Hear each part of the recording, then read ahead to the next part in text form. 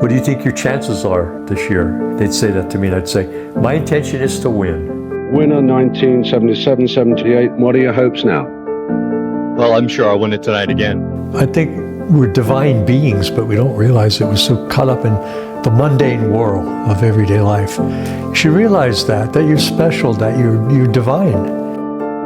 Whoever is the biggest walking into the contest with their street clothes on doesn't win it. It's who wins it under the lights. It's under the lights that matter.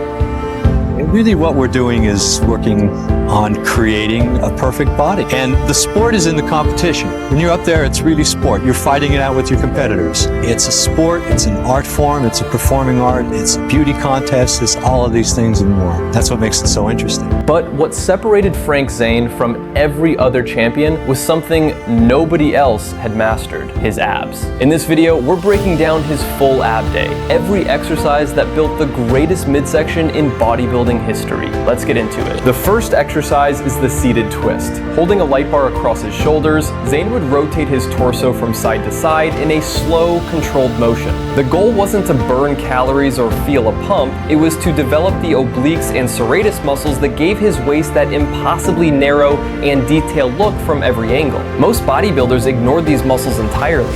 Zane built his Olympia waist on them. I did a lot of ab work. I worked up to 1,000 reps a day. And my abs got real deep, very deep. Next up, hanging knee raises. Hang from the bar, pull the knees up, control the descent. No swinging, no rushing. Each rep slow and deliberate. Zane used this movement to build the lower ab development that most bodybuilders never achieve. The lower abs are the hardest part of the midsection to develop, and Zane made them a priority when nobody else did. Getting a pump, that was my main thing. Getting a pump in the muscle and working. If you're not getting a pump, it's not working. You gotta get blood into the area. Next up, incline leg raises. Zane would lie back on an incline bench and raise his legs up toward the ceiling in a slow, controlled motion. The incline adds resistance that a flat bench simply cannot match, forcing the lower abs and hip flexors to work harder through the full range of motion. The steeper the incline, the more demanding the movement. Zane used this to build thickness and density in the lower midsection that showed up under the harshest stage lighting. I would purposely go at a time when there weren't many people there so I could really concentrate on what I was doing. And I noticed that when I concentrated like that, I could do, I guess some people would call it amazing, I really do very well by myself. I'm like a loner when it comes to this, and really a lot of other things too. Next up, seated knee-ins. Zane would sit sideways on the edge of a bench, lean back slightly, and drive his knees up toward his chest before extending back out. The instability of the position forces the entire core to engage just to stay balanced, while the movement itself targets the lower abs directly. Simple setup, serious demand on the midsection.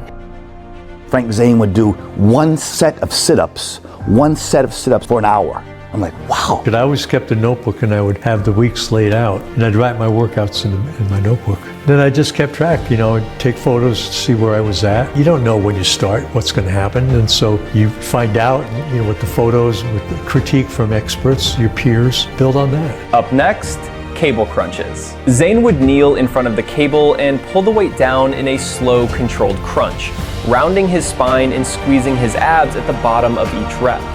The cable keeps constant tension on the muscle throughout the entire movement, unlike free weight exercises where tension drops off at the top. That constant tension was exactly what Zane was after.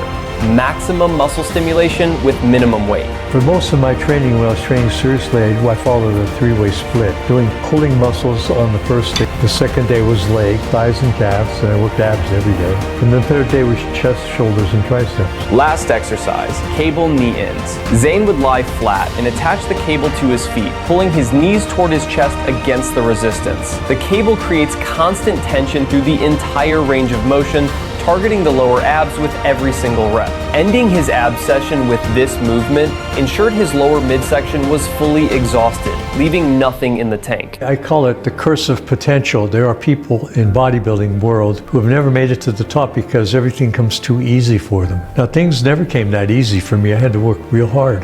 And so I was dedicated. But no single exercise defined Frank Zane's midsection more than the vacuum. No weight, no machine, no equipment. just complete control over the body. By contracting the deepest layer of his abdominal wall, Zane could pull his waist in to a degree nobody else could match. It became his signature, and to this day, nobody has replicated it. Most bodybuilders built mass. Frank Zane built art. Some athletes win with size. Frank Zane won with perfection. Just the most complete, the most detailed, the most precise. Frank Zane built the greatest midsection in bodybuilding history, and now you know how.